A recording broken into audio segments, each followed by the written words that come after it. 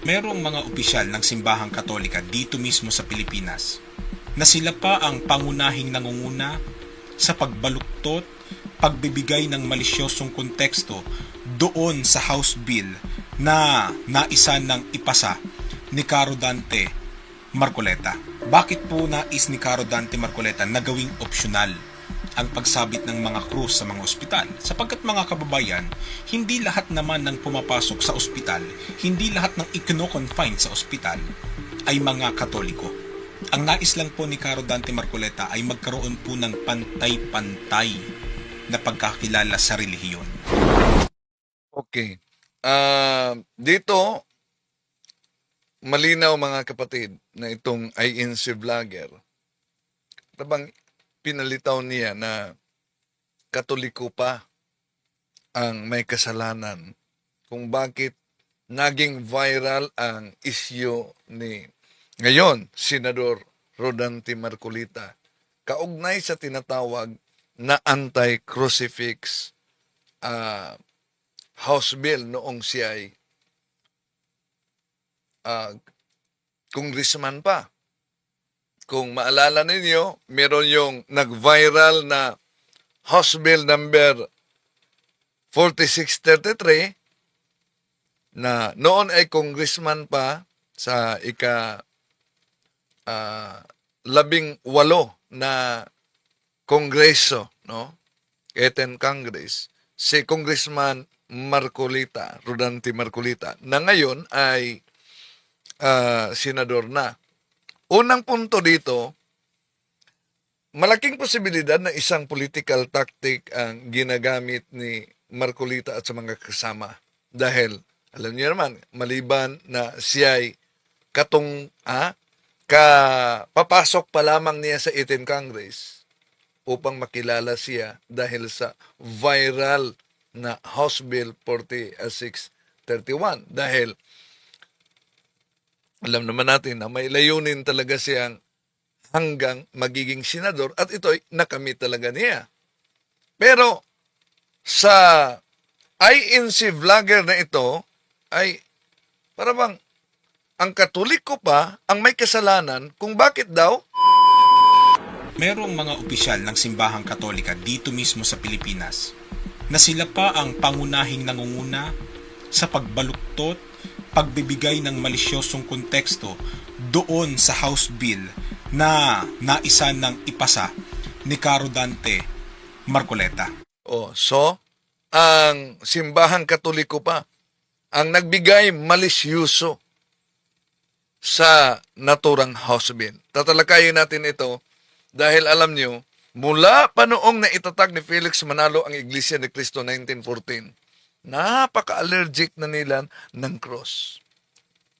Tulad sa Satanic Church, allergic talaga sa cross, at ginagamit pa nila yung mga aklat Katoliko sa kanilang mga propaganda at banat sa ating pananampalataya sa pag-antanda ng cross. Kaya, malaman ninyo kung bakit cross talaga ang target nitong sinabi nilang optional man lang, hindi mandatory. Tatalakayin natin ito mga kapatid. Kasi lumalingan, pag palaging inulit-ulit ay magmukha talaga ang katotohanan para sa ating mga kapatid na kulang ang kaalaman. Ang pagkadaya ay maranasan sa iba't ibang paraan. Pero napakasakit pag madaya tayo sa pananampalataya. Dahil nanganib pati ang ating kaluluwa. Viva Cristo Rey! Pro Dio et Ecclesia! Kumusta sa mga suking taga-subaybay? Ang dahilan daw para tanggalin yung cross optional na mabigyan ng pantay-pantay na pag-unawa ang ibang religion. So, ibig sabihin, target talaga sa naturang House Bill ang simbahang Katoliko, mga kapatid. House Bill 4633. Kahit sinabi ni Marcolita na di na ito tinuloy niya sa 19th Congress. Pero isa lang ang posibleng bakit ginawa ito na sa pagputok sa issue ng House Bill 4633. Siguradong mag-viral at siguradong makilala talaga siya. No? So, sa mga suking taga-subaybay natin, welcome po at huwag kalimutang pindutin ang like sa ating live at huwag din kalimutang mag-subscribe at pindutin ang bell button para updated kayo, mag-comment at i-share ninyo. Okay. Bago natin tatalakayin ito mga kapatid, acknowledge muna natin ang mga pumasok ngayon sa ating live streaming. Hello? Sa lahat natin mga suking taga-subaybay, Papa Inok, si Maria Cecilia, si Christy Concepcion Sherot, si Ricami Apiedad, si Christy Concepcion Sherot diyan sa Pasig, si Arnie Kabasag, Papa Inok. Anong pantay-pantay? Ang tagal na ng Katoliko, makikipantay pa kayo? Solpot talaga kayo. Si Maria Cecilia, Nestor Bernalis, si Aika Galisi Suarez, ang politiko dapat nakatutok sa problema ng bayan, hindi sa relihiyon. Si Maria Cecilia, si Maria Nisi Diente, si Fi Alyusa, si Alay Talent sa Spain. Si Nestor Bernales. Kaya pinagtatawanan lang tayo ng ibang sikta kasi wala tayong pagkakaisa.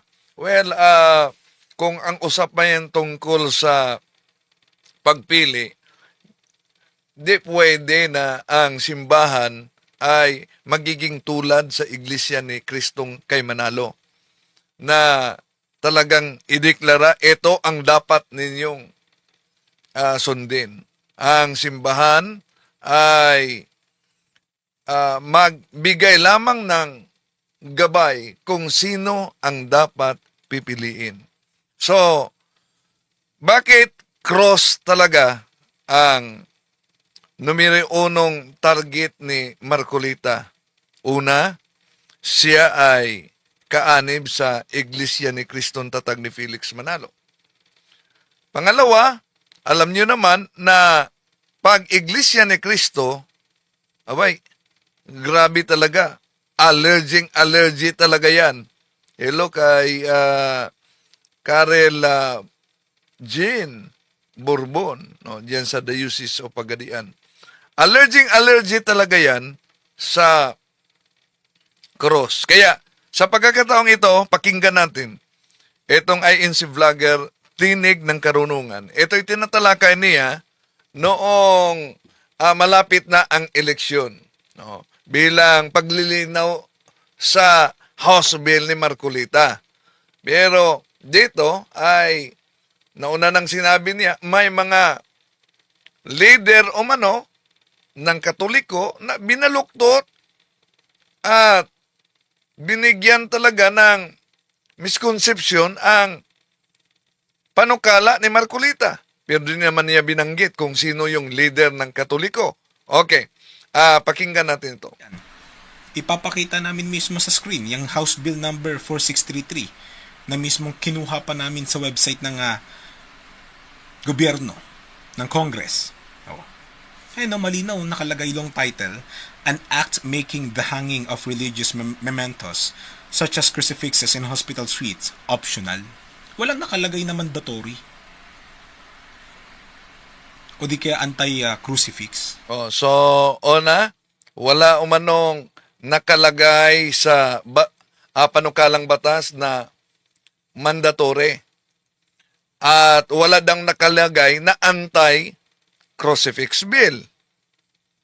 Pero, ano ang layunin?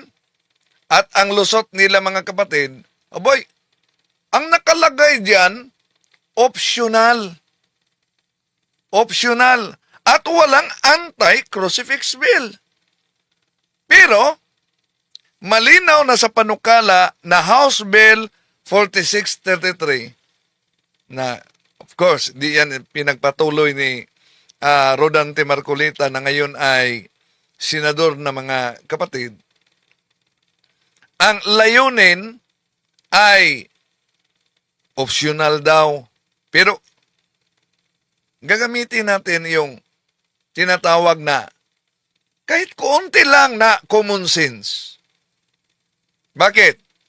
Ang panukalang batas na ito, House Bill 4633, mga kapatid, ay nagbibigay umano ng opsyon.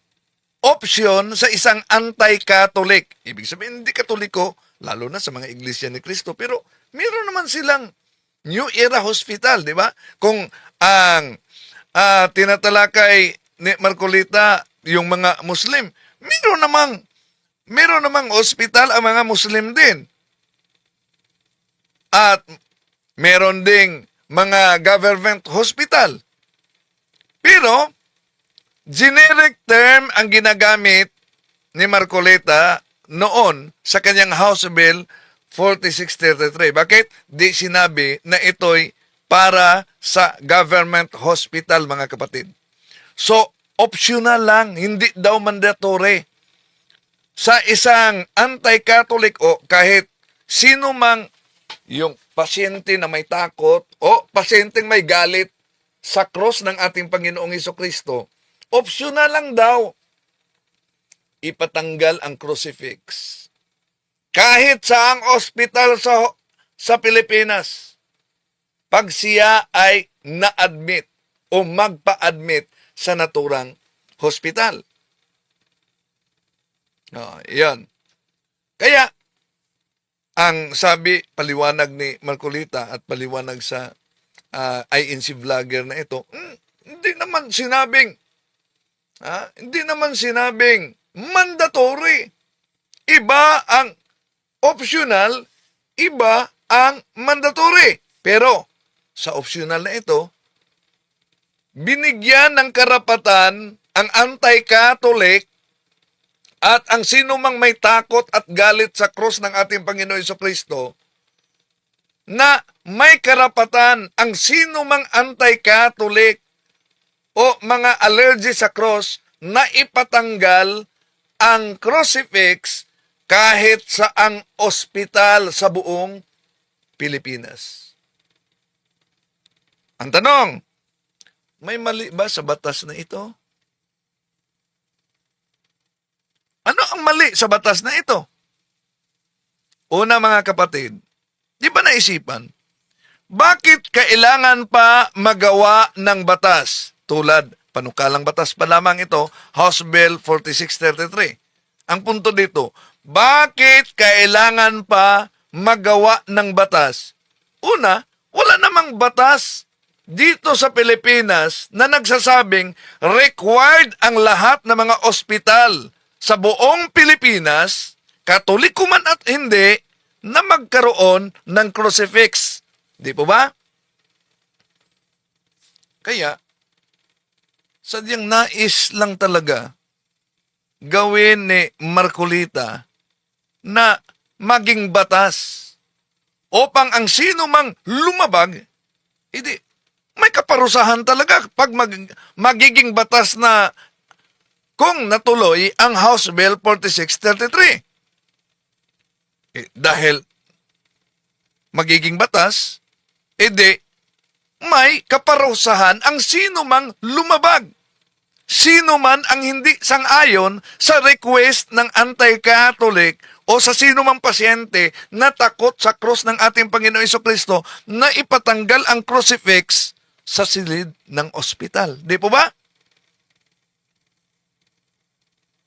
Ngayon, ang tanong, bakit naman tayong mga Katoliko tutol dito sa House Bill ni Marcolita noon na House Bill 4633? Bakit tayo tutol dito?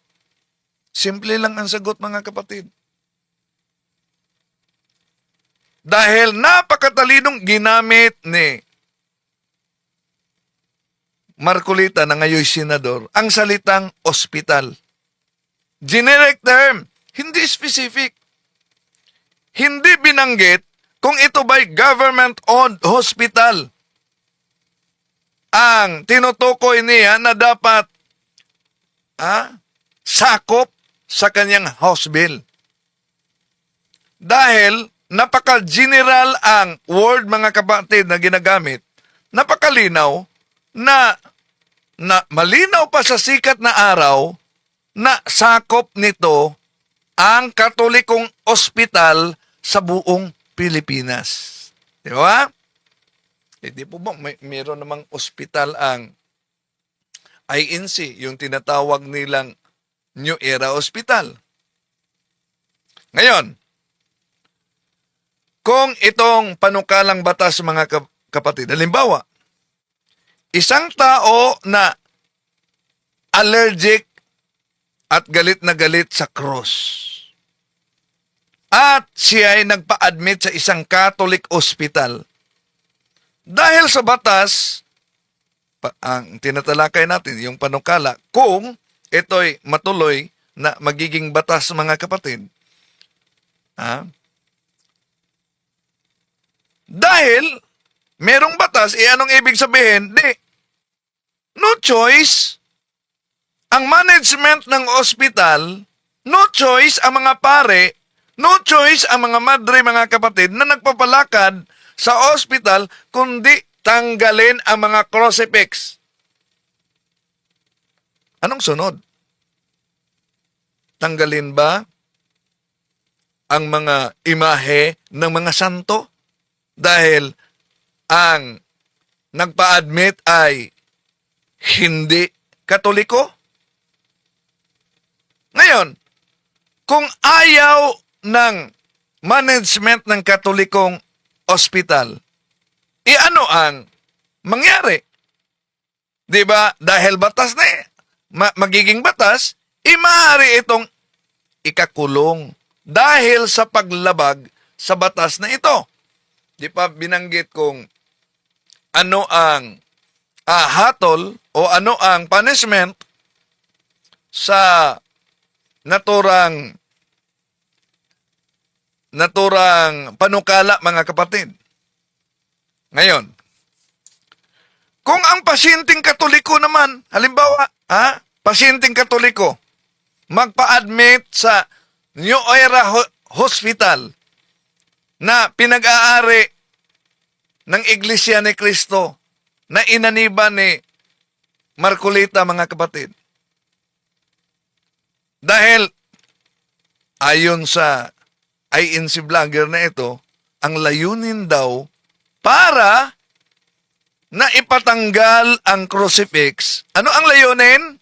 Ang layunin ay mabigyang patas na pagkilala, lalo na ang mga hindi Katoliko. Yun ang pahayag niya. Ipalagay natin, mga kapatid. Halimbawa, kung ang isang pasyenteng Katoliko naman ang magpa-admit sa New Era Hospital, yung hospital na pinag-aari ng Iglesia ni Cristo, at sasabihin nila, nais kong magkabit kami ng crucifix sa kwarto. Ang tanong, papayag ba ang management ng New Era Hospital sa request ng isang pasyente, halimbawa Katoliko, mag-request na magpakabit siya ng crucifix? Baka sasabihin pa nila, mga kapatid, bawal yan, sir. Bawal yan, ma'am.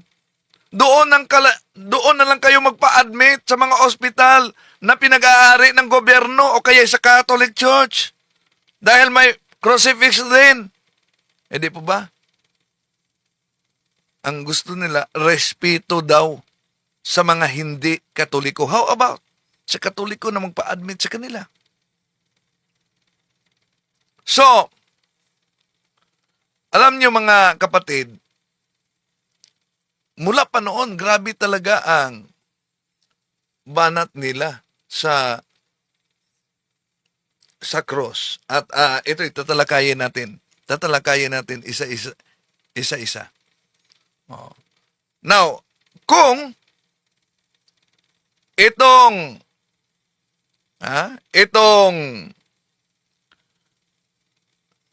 panukalang batas ni Marcoleta ay matuloy, lalo na siya'y senador ngayon. No? Ano ang kasunod? Sandali. Tuloy muna natin. Nataasan na yung komento natin.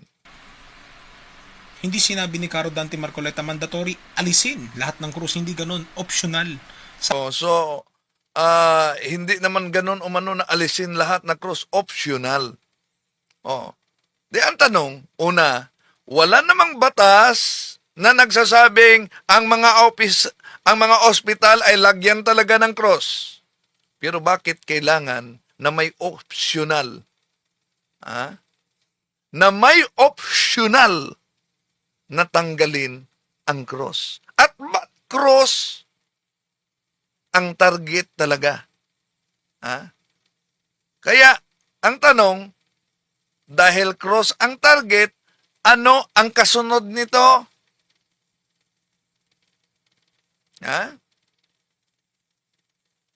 So,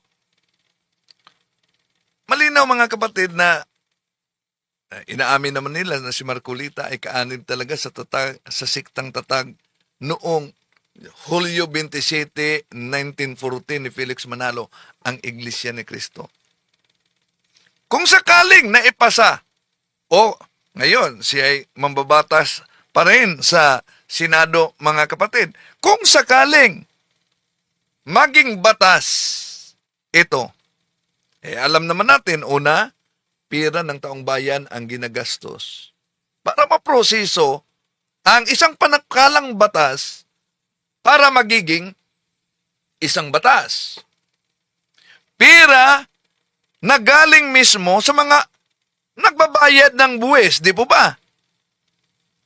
At yung mga nagbabayad ng buwis, maraming mga Pilipinong Katoliko.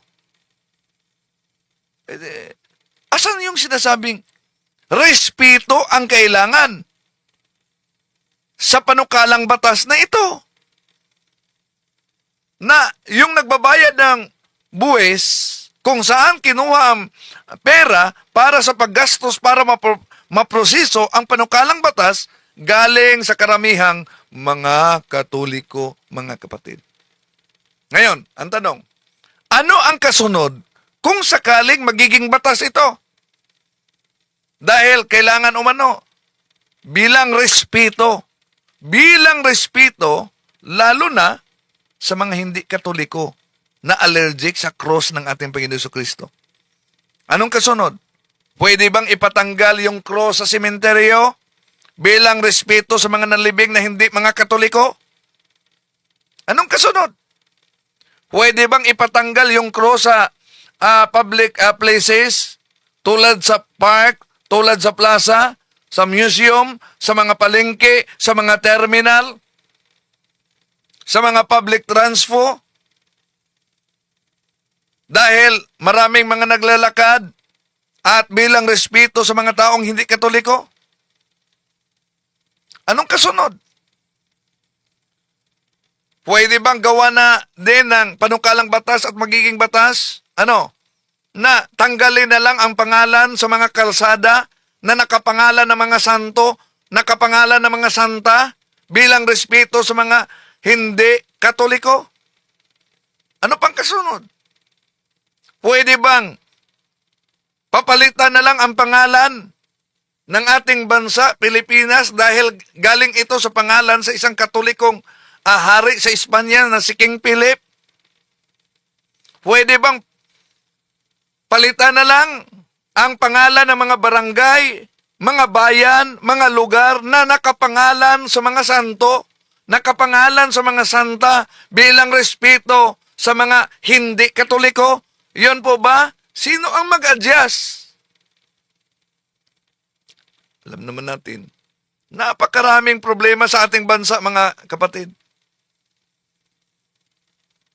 at yung mga naihalal na mga mababatas upang lumikha ng batas para sa mga mamamayan ng Pilipinas ay ang inaatupag kung ano pa ang nasa interes ng kanilang religion. Bakit? Mula pa noon, alam nyo, binanatan na tayo. Dahil para sa mga ministro, ito daw, pag ang tanda ng cross, tatak ng halimaw. At ginagamit pa nila ang Revelation chapter 13 verses 16 up to 18. Pakinggan natin ang ministro ni Manalo. Bagkus kung meron po tayong mababasa, may tanda sa noo at saka sa kanang kamay, ano yun? Biblia po. Apokalipsis po, 13. Ang talata po ay 14 at 16. At nadadaya niya ang mga nananahan sa lupa at ang lahat, maliliit at malalaki, at mayayaman at mga dukha, at ang mga laya at ang mga alipin, pinabigyan ng isang tanda sa kanilang kanang kamay o sa noo. Sa Biblia may mababasa po, tanda sa kanang kamay at saka sa noo. Pero yun po pala tanda ng nadaya. Nadaya ng bulaang propeta o bulaang tagapangaral. Sa Biblia po yun. Ngayon, balikan po natin, ba't ba gumagawa ng ganun ng pagkukusang Iglesia Katolika Romana? Totoo ba yung sinasabi nila na pag ginawa mo daw yun, malalayo ka sa maligno, sa multo, sa masama. Nakapagtataka nga lang, pagtapat ng simbahan at saka sila, nandun ba maligno? Hindi, nagtatanong lang naman ako ka Joel. Sama na ng tingin ni ka Joel sa akin. Hindi po. Ngayon, ginawang katatawanan talaga ng mga ministro na ng Iglesia ni Felix Manalo ang sign of the cross, mga kapatid, dahil una, yung pag-antanda ng cross umano ay natatakot ang demonyo. So kung natatakot ang demonyo sa pag-antanda ng cross, pagkatapos ang Katoliko ay nag-antanda ng cross, ibig ba sabihin ang demonyo nasa loob ng simbahang Katoliko? So may turing na logical question din siya. Pero common sense naman, kahit kunti lang. Bakit? Unang Korinto, Kapitulo 1, versikulo 18, ang cross ay kapangyarihan ng Diyos. Sigurado talagang matatakot ang demonyo nang iesa ang cross, Ecce Crucem Domine, Pogiti Partes Adverse. Ang problema, sa pag-antanda ng cross, dahil ito'y maikling panalangin na inihayag natin ang misteryo ng ating paniniwala, ang misteryo ng Santissima Trinidad. Isang maikling panalangin, binanggit natin ang pangalan ng Ama, ng Anak, at ng Espiritu Santo. Mga kapatid. Takot ang demonyo, unang Korinto 1:18, ang cross ay kapangyarihan ng Diyos. Anong mangyari? Kung takot ang demonyo, kung ang demonyo nasa loob ng simbahan Katoliko at takot sila, di magtatakbuhan yan. Saan patungo? Sigurado, sa simbahang di marunong mag-antanda ng cross. Ang tanong, kahit ministro ni Felix Manalo, alam ba na diyan mismo sa Biblia may mabasa na cross na ilagay sa noo? Ito. Ito ay salin at meron po ito, may nihil obstat ni Baltasar at may re-imprimatur ni Jaime Cardinal Sin. Ito po yung mababasa natin. Pakinggan natin.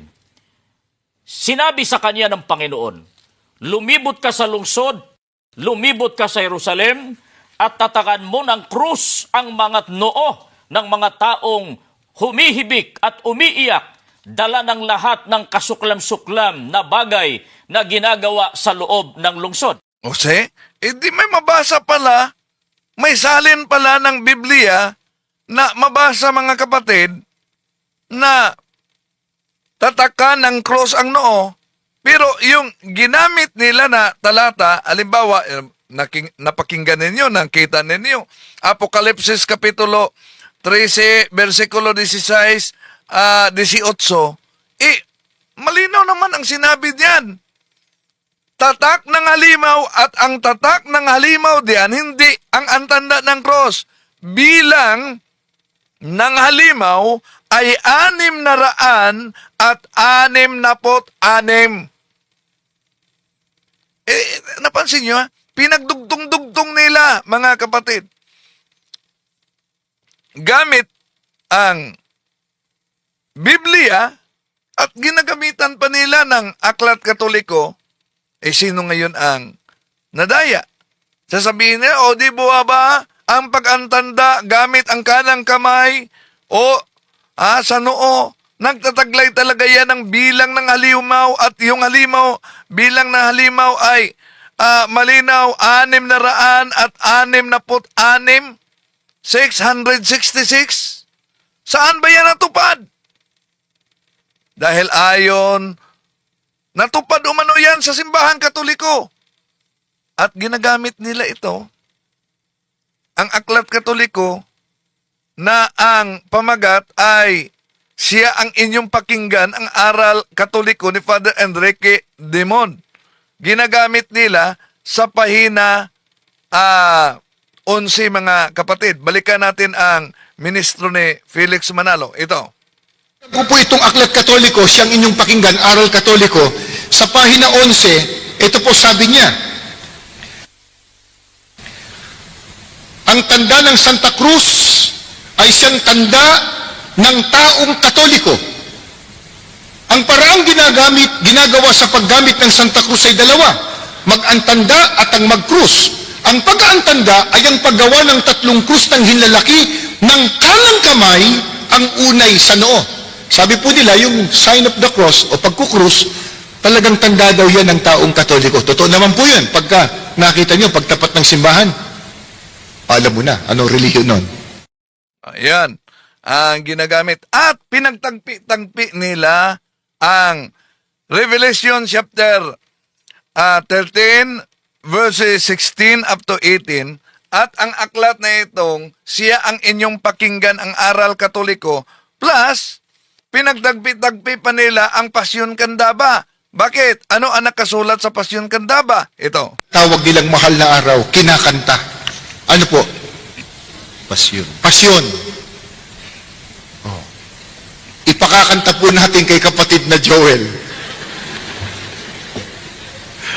Ngusay kumanta si Ka Joel. Kaya lang, wag na po. Baka mag-uwian kayo kaagad. Babasahin ko po sa pahina 207 itong pasyon na ang may akda po nito ay ang paring si Aniceto de la Merced, El Libro de la Vida Historia Sagrada con Santas Reflexiones, Doctrinas Morales para la Vida Cristiana. Ang sarap pakinggan, ano? Ano ibig sabihin kaya nun? Babasahin ko na po. Ipag-uutos magkintal, magantanda, sa noo o Pala niya alam ang pamagat nitong Spanish, mga kapatid. Sabi niya, ano kaya ang ibig sabihin nito? Okay, eto. ng kamay, sukat pagkakilalanan na sila nga ay kampong tunay nitong Antikristong hunghang. Hindi po kami may sabi. Basahin po niyo yung pasyon ninyo sa bahay. Pahina 207 po. Yung may tanda daw o nagkikintal sa noo at kanang kamay, sukat pagkakilalanan, sila anya'y kampong tunay nitong Antikristong hunghang. Pagka-Antikristo, kalaban ng ating Panginoon Jesucristo. Walang sino man sa atin dito na maging kalaban ng ating Panginoon Jesucristo, kapatid namin. Totoo yun. At pagkakalaban, ano gagawin? Yan, paparusahan. At ito'y bahagi talaga sa kanilang pandoktrina na napaka-anti crucifix nila. Dahil ano daw, paparusahan, at anong talata ang ginagamit nila? Dahil para sa kanila, ang pag-antanda ng cross. Sasagutin ko yan at punto por punto para maliwanagan kayo mga kapatid. Gagamitin nila ang Apokalipsis Kapitulo 14. Ito po ang ginagamit ng ministro. Ang 11. At ang ibang anghel, ang pangatlo'y sumunod sa kanila, nagsasabi ng malakas na tinig, kung ang sino man ay sumasamba sa hayop at sa kanyang larawan at tumatanggap ng tanda sa kanyang noo o sa kanyang kamay, iinom din naman siya ng alak ng kagalitan ng Diyos na nahahandang walang halo sa inuman ng kanyang kagalitan, at siya'y pahihirapan ng apoy at asupre sa harapan ng mga banal na anghel at sa harapan ng kordero, at ang usok ng hirap nila ay napaiilang lang magpakailan-kailanman, at sila'y walang kapahingahan araw at gabi. Hindi po maliligtas ayon sa Biblia yung may tanda sa noo at kanang kamay. Yan, ang ginagamit nila mga kapatid na talata. Kaya, sa lahat ng mga nagsubaybay ngayon, kung di kayo aware kaugnay dyan, delikado talagang mapa-uo kayo nitong mga anti-katoliko mga kapatid. Bakit? Pinagtagpi-tagpi nila ang mga aklat katoliko.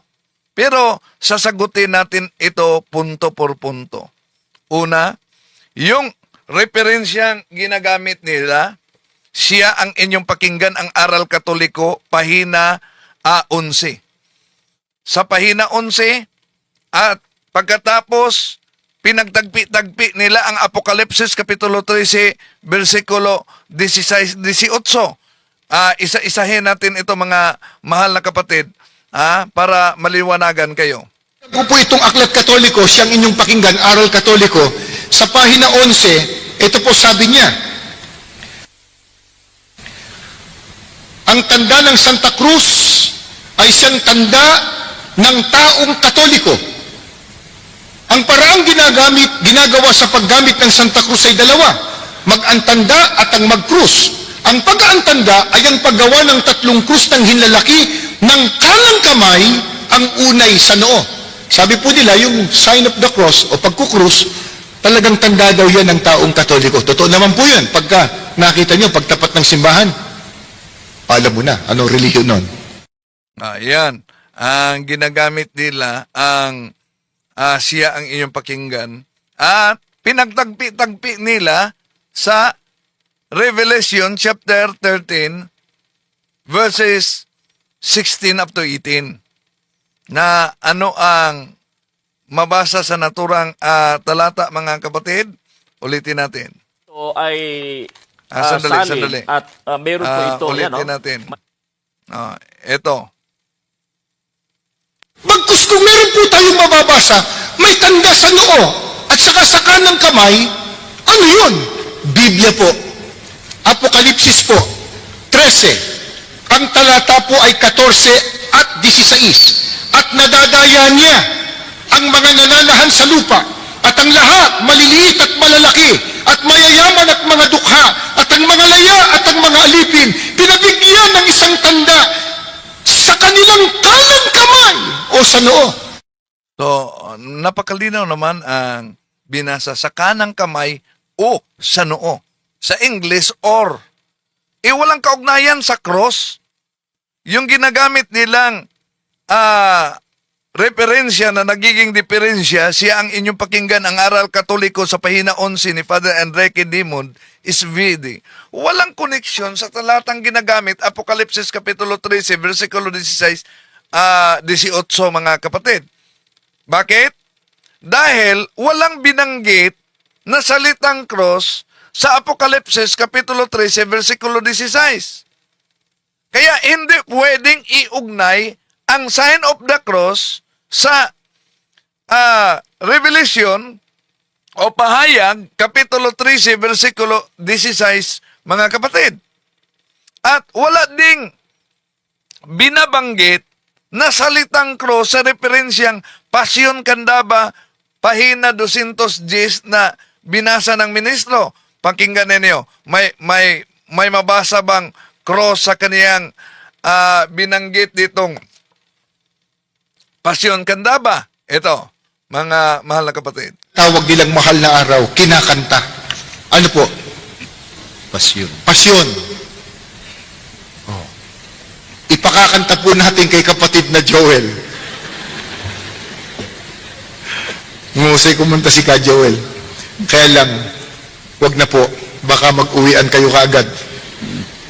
Babasahin ko po sa pahina 207 itong pasyon na ang may akda po nito ay ang paring si Aniceto de la Merced, El Libro de la Vida, Historia Sagrada con Santas Reflexiones, Doctrinas Morales para la Vida Cristiana.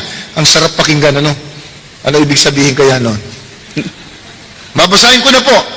Ipag-uutos magkintal, magantanda, sa noo o kanang kamay, sukat pagkakilalanan na sila nga ay kampong tunay nitong Antikristong hunghang.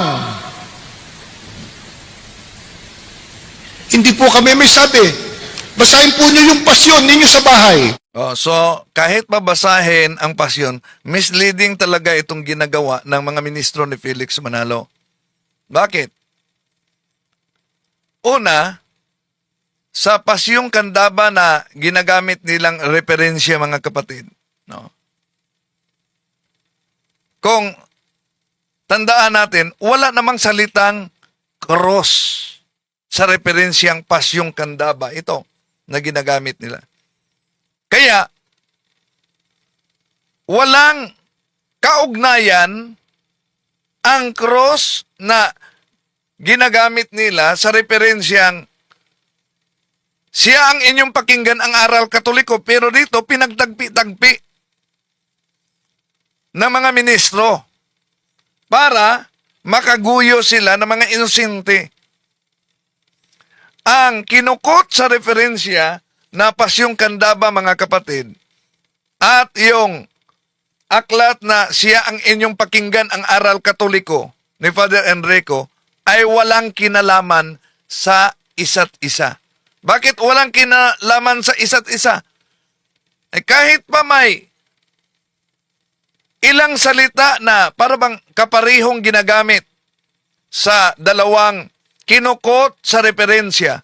Pero kung tingnan natin, magkakaiba po ang topic, mga kapatid. Pero pinagdugtong-dugtong para lang baluktutin ang nilalaman sa mga referensya.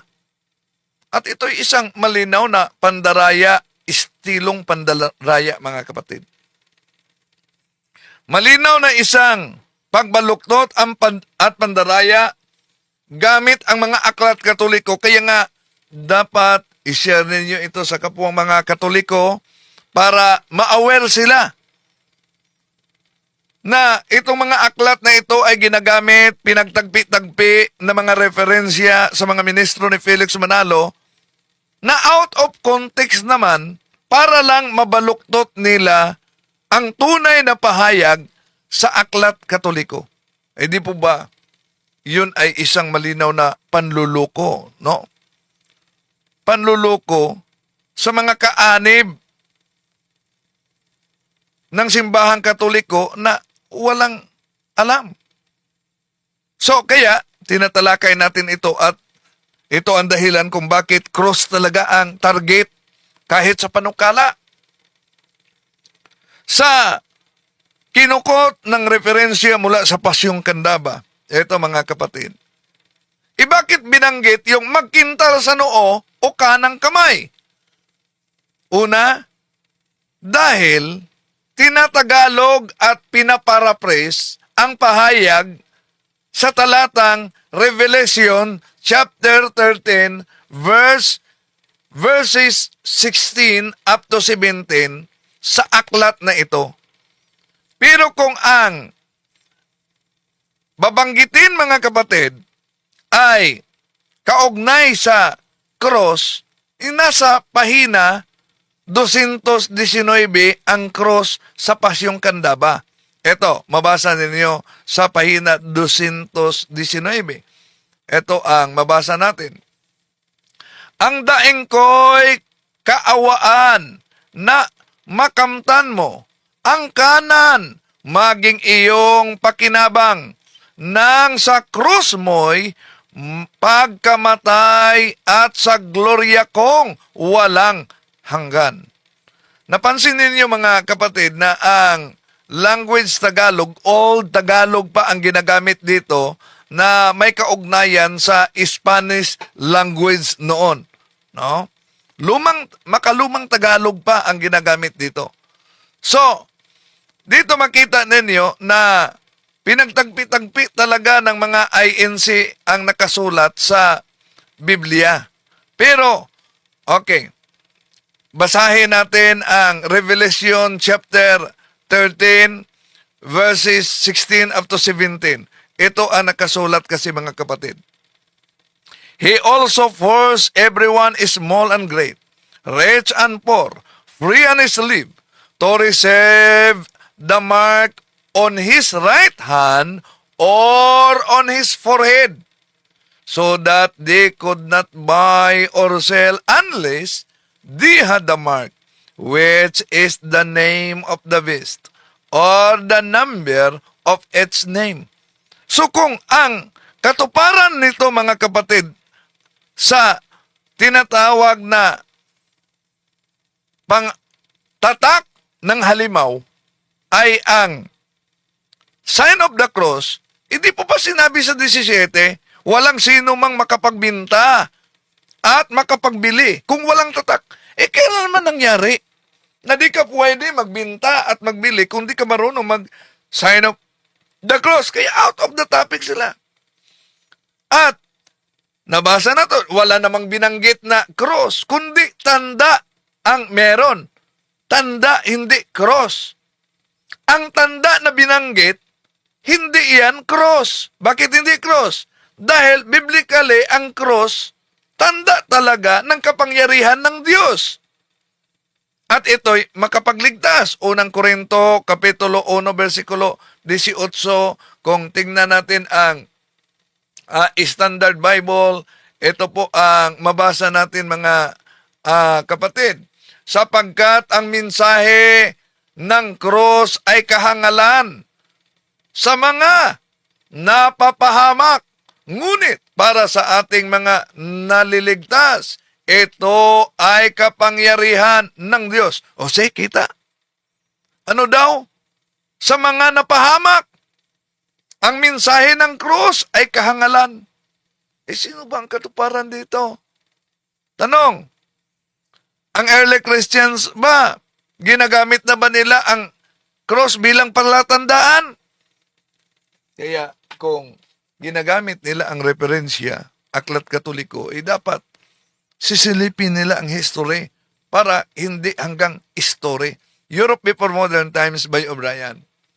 The sign of the cross and the veneration of martyrs come from most ancient times. Sunday was kept holy from the time of the apostles. See? Napakalinaw mga kapatid para sa kasaysayan. No? Kaya, kung ginagamit nila ang Revelation chapter 13 verse 16, paulit-ulit nila, napakalayo din. Bakit napakalayo? Ang binanggit kasi sa naturang talata, or, o sa Tagalog, na nagpakikita lamang mga kapatid na alinman sa dalawa. Ibig sabihin, kahit isa lang. Kung ikukumpara natin ang ginagamit nilang Revelation chapter 13 verse 16 sa sign of the cross, malayong magtugma mga kapatid. Dahil parehong tatlo ang kailangang gamitin sa pag-antanda ng cross. Sa noo, sa balikat, sa dibdib. Sa noo, sa dibdib, sa balikat. Di po ba? Ang pagtanda ng cross ay ginagawa sa noo, sa dibdib, sa balikat, at tatlong maliliit na cross sa noo, sa bibig, sa dibdib, ay nagpahayag sa pananampalatayang Katoliko. No. Sa ating pananampalataya, hindi sa pananampalataya ng demonyo. Kaya, balikan natin, ang sign of the cross ginagamit sa noo, sa dibdib, sa balikat. Ang referensya na naging diferensya sa Revelation chapter 13 verse 17, ang binanggit diyan ay sa noo o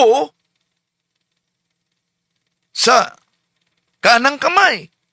Kaya napakalayo mga kapatid. No? So, yun ang dahilan kung bakit cross talaga ang tirada nila. At para sa ating mga Katoliko, ang cross ay napakahalaga. Dahil ito'y palatandaan sa ating pananampalataya, palatandaan sa ating pagkakristyano, at sa pamamagitan lang ng sign of the cross, ating inihayag na tayo'y Kristiyano. To make his message known is our responsibility. So here we are to pledge our lives to the Lord.